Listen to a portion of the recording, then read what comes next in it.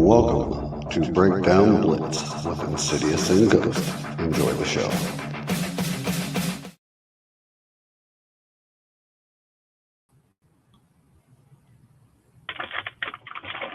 And we are live. I didn't even hear that. Did you? Yeah, I did. Okay, maybe my day one glitches, everybody. Yay. Welcome to Breakdown Blitz.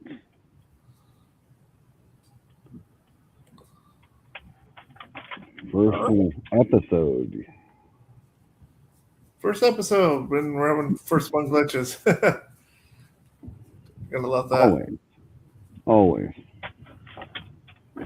All right, so we're gonna let Insidious. Okay, he's Insidious on the Ghost. We're gonna talk about the new channel. Go ahead, Insidious. What do you got?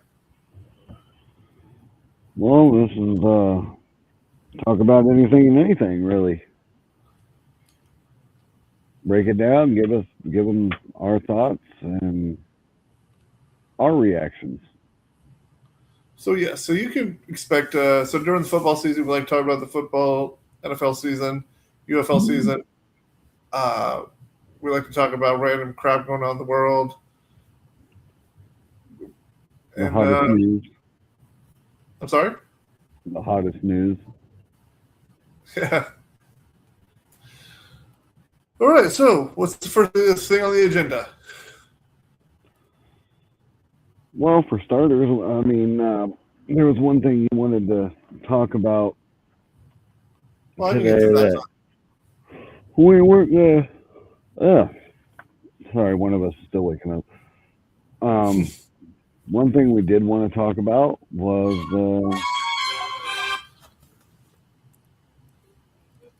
trying to word this without getting in trouble with YouTube.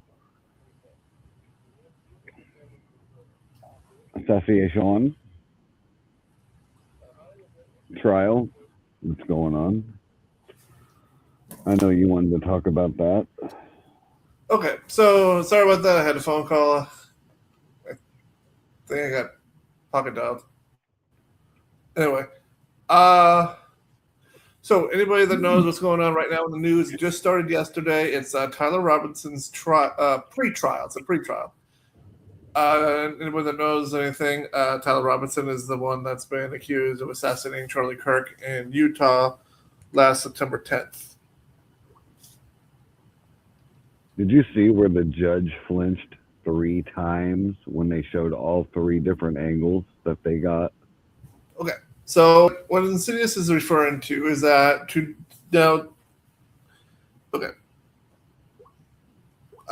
some places on YouTube is calling it a preliminary hearing. Some places calling it a pre-trial. Those are not the same thing, by the way. But basically, pre-trial, what it does is, dang it, I am not having a good thing with my technology right now. Long story short, it's where they decide if they have enough evidence to go on with the trial. No, that's a grand jury. That means that they have enough evidence to charge you with something. What I understand was the pre-trial was to make sure that they had probable cause to move forward. Yes, that's correct. But part of it is also, they also make sure that and I could be wrong because I could be getting my pre-trial and preliminary mixed up.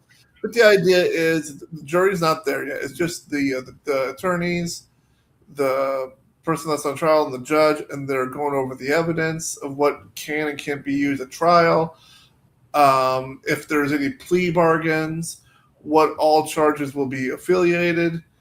Because in some people may know this, but in some cases, if there's a murder trial, the prosecutor may have an option of saying murder or murder 2 or manslaughter or criminally negligent homicide. That way they can get them on something, or they just go for all the marbles and just do that.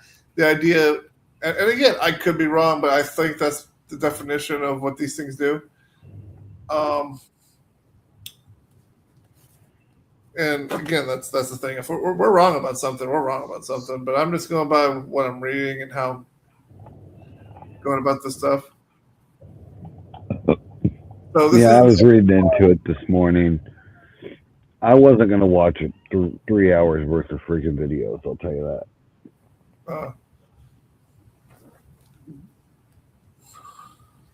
now the charges could have been already done previous to this, but okay. So the pretrial is any legal proceeding that occurs after the arrest and the arraignment, but before the actual trial begins.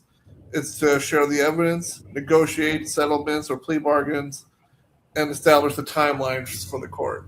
And now what C is referring to is that today the judge had to watch the evidence of the video of the actual assassination. Well, they did it from 3 different angles, so he had to watch it 3 times. Mm-hmm. And all 3 times that judge flinched. Right. And that must, hearing that, it must have been pretty bad. From what we Charlie seen. Kirk, Charlie Kirk was shot in the neck. Yeah. And here's the thing. I liked listening to him, and I respect that some people didn't. Some, even my wife even said that there were some things that he would say that she didn't quite agree with, and that's okay. That's freedom of speech. That's what this country is about. And so, why are we? Whatever happened to us that we could just say our views politically around the dinner table without everyone getting all upset? But now you even mentioned that you're on the other opposing side. You might as well not even talk to a certain family member again. You know what I mean? Well, the thing is, they say that we're divided, and they want to blame one person. Well, that's the thing. Division wasn't even thought of until a certain person brought it up. And you know what? People can say what they want. We were divided when Obama was in office. We've always been divided politically, but only till about a decade ago did we start actually hating people because of it. And the thing is, I don't act like that towards people. You know what? You want to have the friendly debate with me. You can have a friendly debate with me and leave Well, it the at that. thing is, as we have learned, even debates now have a way of ending not good. I understand that. My person is to why. Where did this come up? It shouldn't matter what side you are on the political scale. I mean, I agree with you 100%, but I think a lot of it comes back to hatred. People don't hate the Republican Party, they hate because of who you stand with. Here's a response that I read yesterday. Do you guys hate one guy so much that you literally hate America? The answer to that question is they really do. okay, let me tell you something. And obviously, this anybody that's listening to this is going to get the idea that, me personally, I voted for Trump. I'm a Republican. But that doesn't mean I don't listen to Democrat values. I believe there are some things that the Democrats do talk about, when the party was set up, that they do have valid concerns for the country. They Things do. like when it comes to education, when it comes to if I recall correctly, it was the Democrats that set up the unions. I mean, there are certain things that are good, and don't get me wrong, and that's why I have sitting down and talking to people about the economy because we got to fix things on a lot of scales. And I was not a fan of Obama or Biden, but see, here's the difference. I would never, ever wish harm on them or their families or anything like that. You know what I mean? Well, we wouldn't. No. But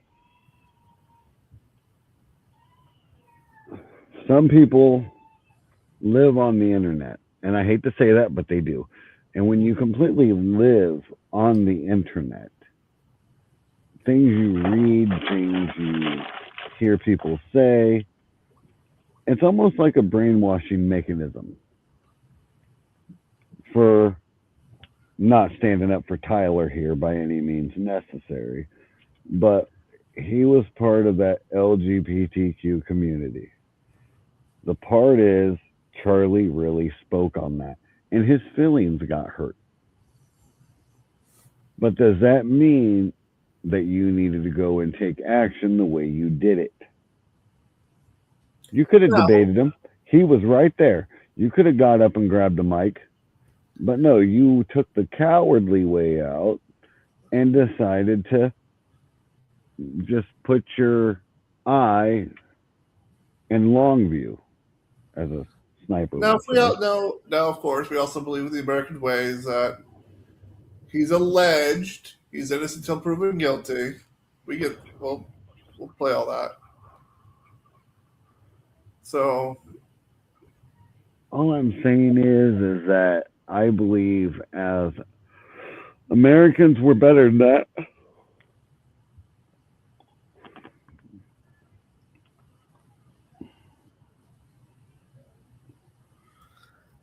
But to also stand my point, I was watching another video today of a group of teens that assaulted a business owner in California.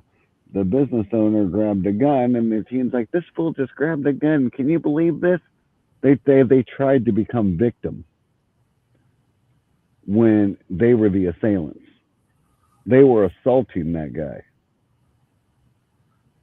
I And the also mo- I don't remember all the details, but I remember hearing about a case on Facebook a while back where what was it? An older person shot and killed a couple teenagers for trying. I think the older guy was Asian. I think is that the one where they were turning around and the families were trying to countersue for wrongful death? the ones that were saying our kids only wanted to rob you and then you took their life. Yeah, That yeah, one. Yeah, that one. That's the one yeah. I'm talking about. Yeah, then the judge threw that right out. That didn't go anywhere. Well, I know that, but my point is that for And that mentality, it's like our kids only wanted to rob you. You make it seem that that's okay by saying it that way. they do. And where did we That where comes from some. Well, if you remember, Charlie talked about that a lot mm-hmm. also. And you could put this in three different ways till Sunday, but the matter of fact is, when you don't have an authority figure in a home and a kid that gets what he wants all the time, well, that's what you get. Man, don't even get me started, man. That's a whole that's a podcast for a different day if we're going to talk about how parenting has gone uh, the last But 20 years. it also don't help that the state's also involved, and you get somebody who sees you even smack your child in the store. I'm calling the government on you. That's child abuse. The way I look at it is this: if the kid,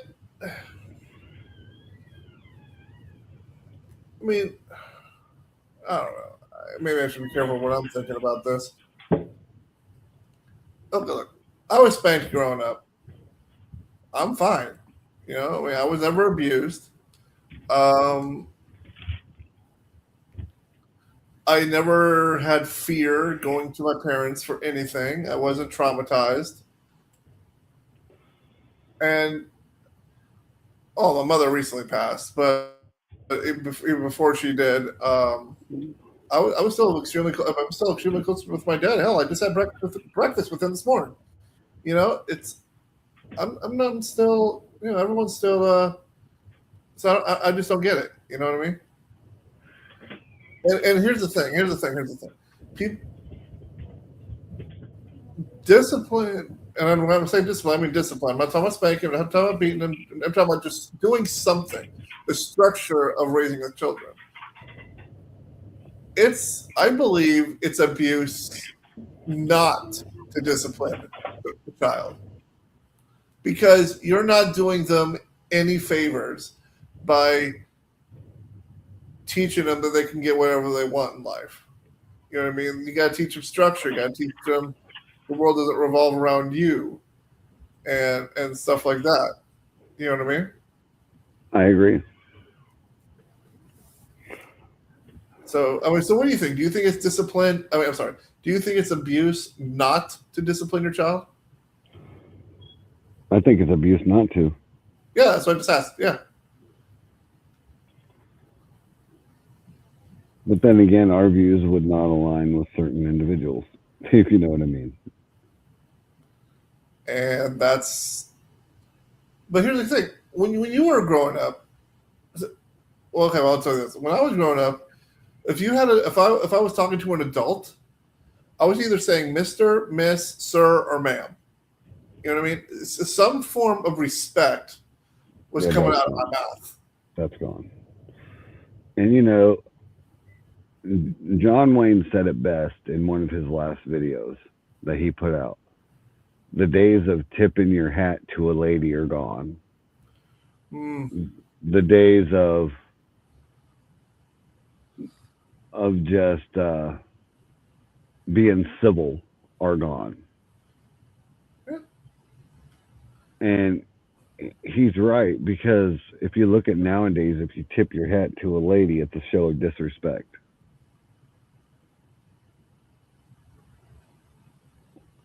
Like, where did all this start? Like, how did we get from tipping your hat was a sign of respect to now it's a disrespect?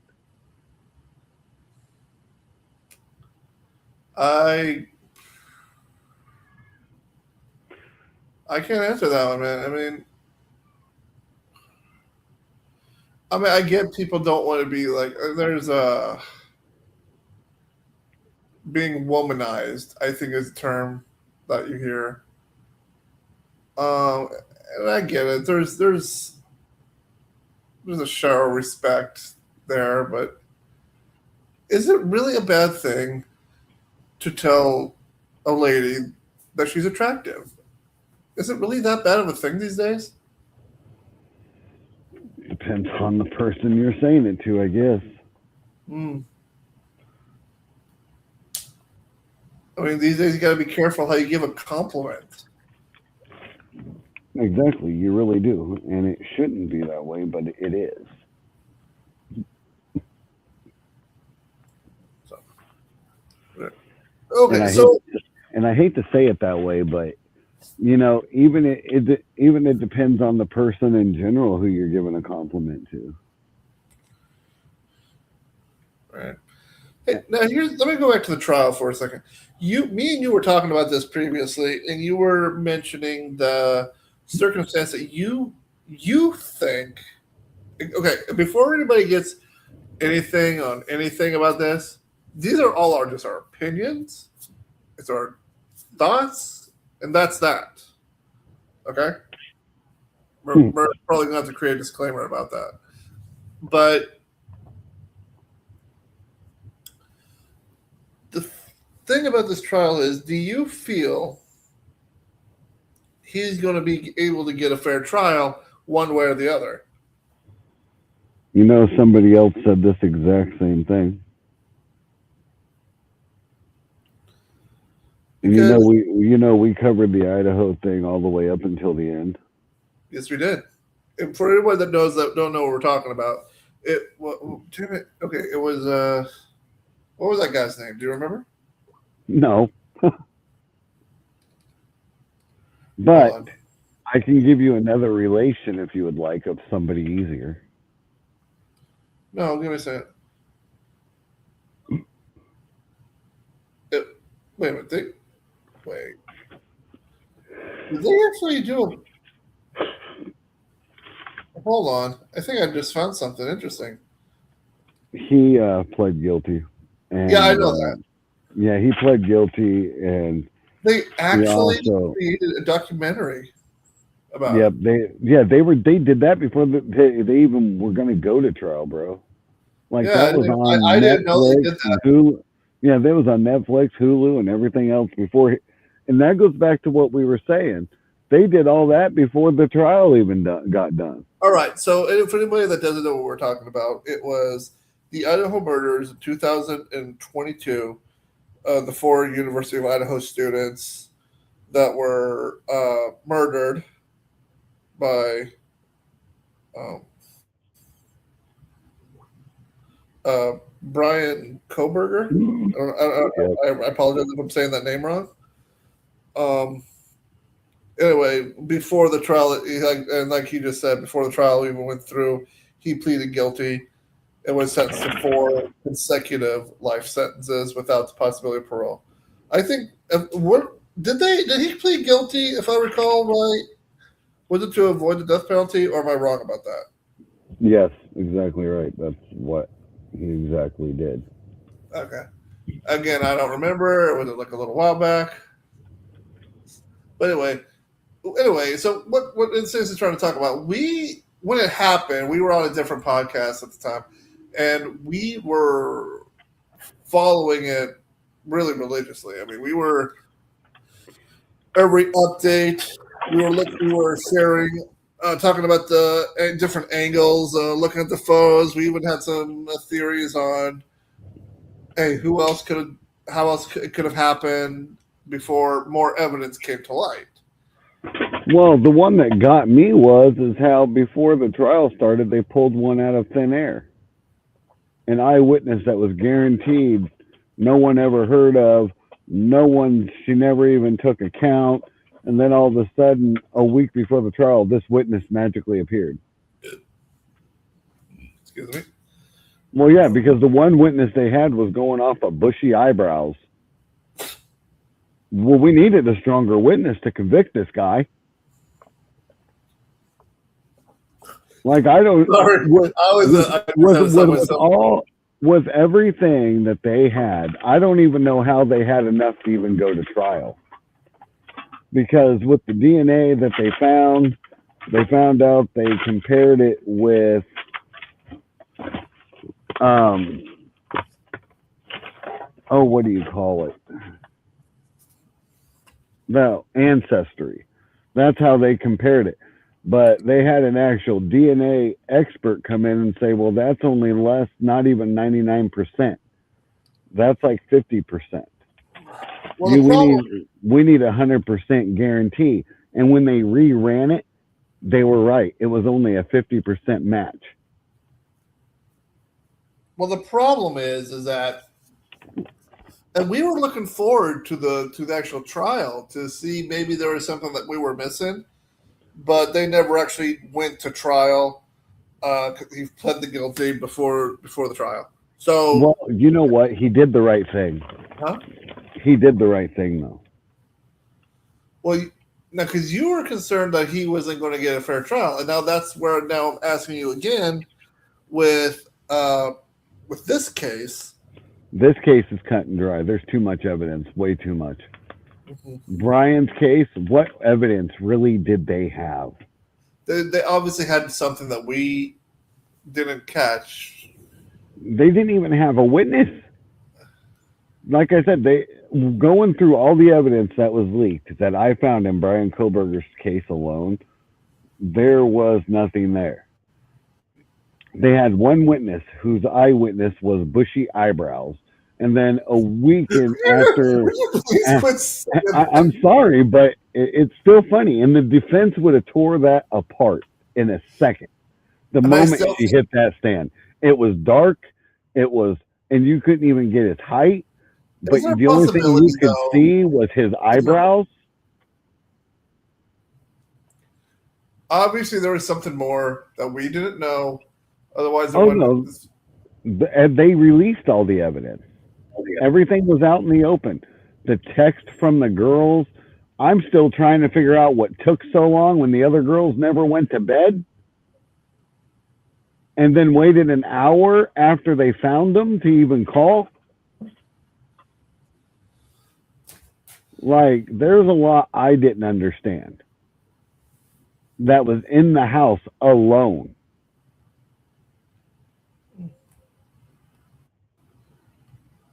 But So, you, but you but believe, but yeah, this, but again, okay. So we're getting off topic.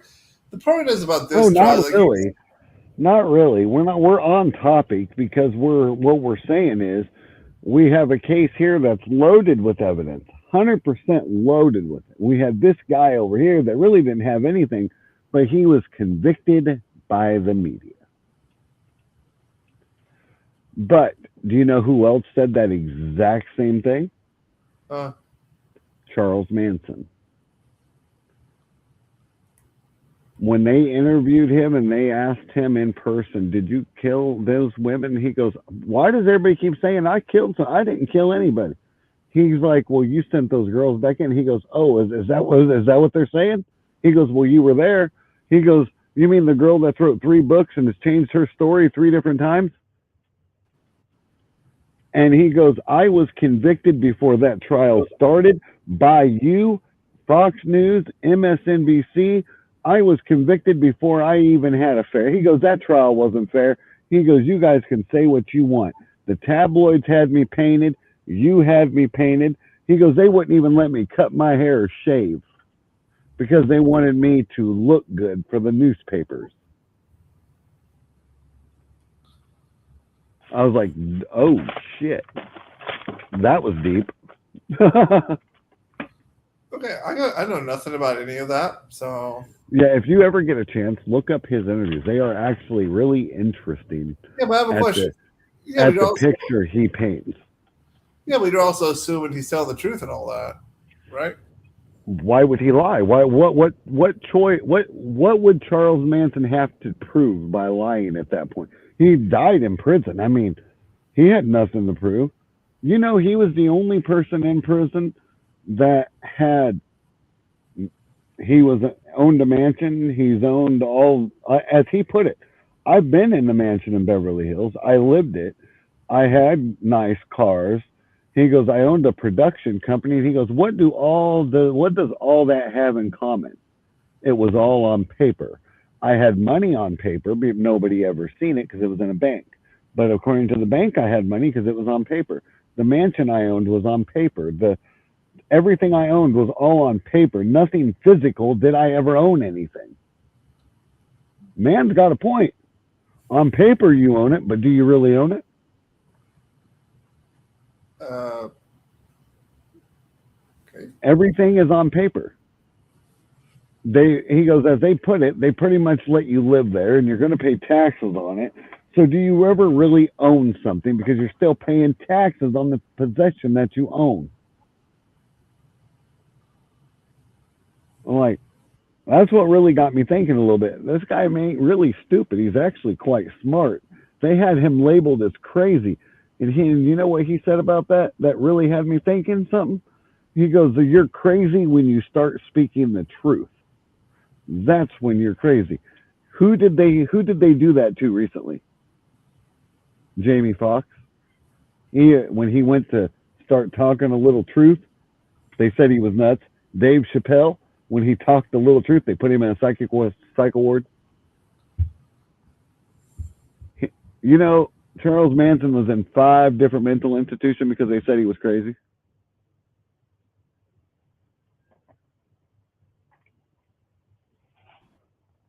It's funny.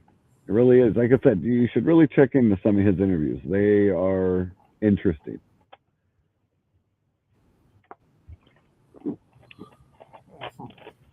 Okay, Because so now we're definitely off topic. Um, not really. It's all the so same. okay, back to Robinson's case. Back to Robinson's case. You okay? If you get people on the jury that, what if you get somebody on the jury that never cared about Kirk? And don't think they're not going to be. Well, that doesn't really matter. And I do think the Huh? defense is going to. And I do think the defense is going to be looking for that. To be honest, because if you're a defense attorney, wouldn't you want those type of people on there? Hell yeah, you would, because then you're going to get the possibility of a hung jury. That's what I was trying to get at.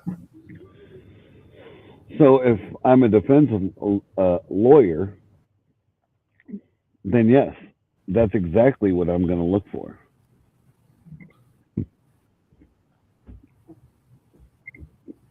But let's hope that doesn't happen and the judge can see through that kind of stuff. Oh, I agree. I hope it don't. And I have a feeling as upcoming weeks unfold with this hearing, and I think that was the first one. How many do they normally have? Like 2?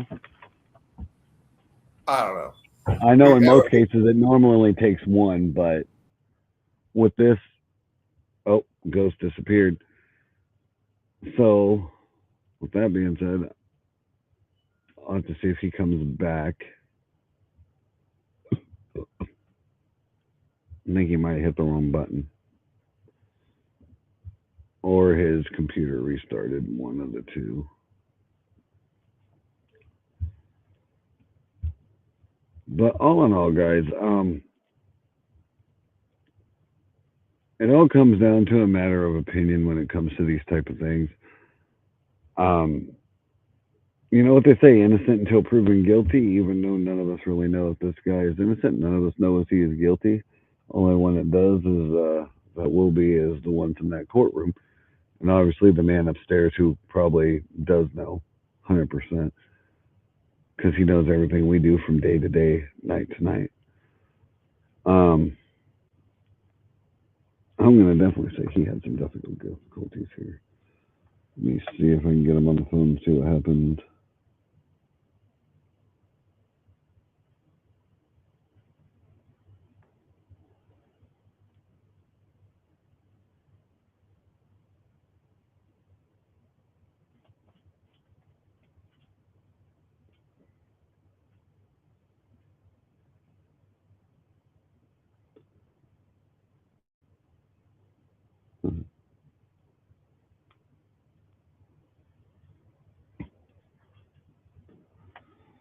But obviously he's having technical difficulties.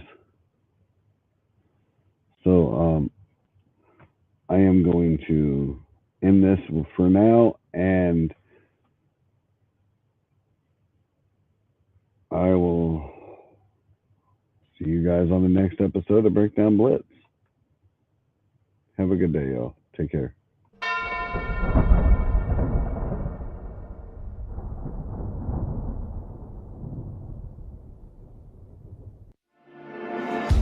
Thanks for listening to Breakdown Blitz, where the conversation starts, but it never ends. Join us next time for more of the same.